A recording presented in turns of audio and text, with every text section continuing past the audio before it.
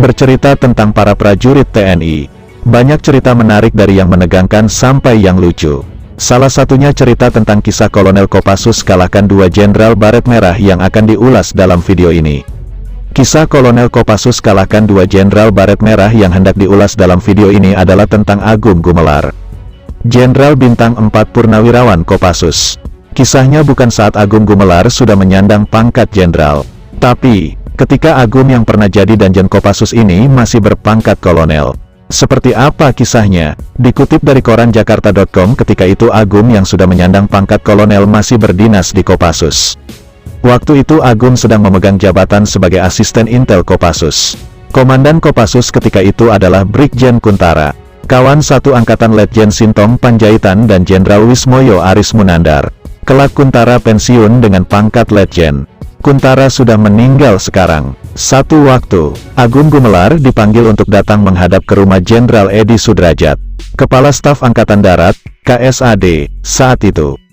Agung diminta menghadap bersama dengan Sutioso yang juga perwira Kopassus.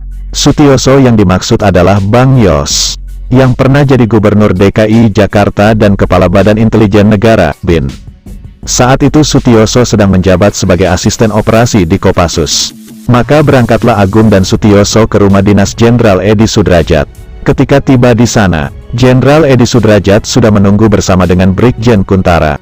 Terang saja, Agung dan Sutioso kaget. Ada apa gerangan? Sampai komandannya di Kopassus juga ada di rumah Edi Sudrajat. Sebagai tambahan informasi, Edi Sudrajat juga adalah perwira didikan Kopassus. Edi Sudrajat jadi prajurit komando ketika Kopassus masih bernama RPKAD.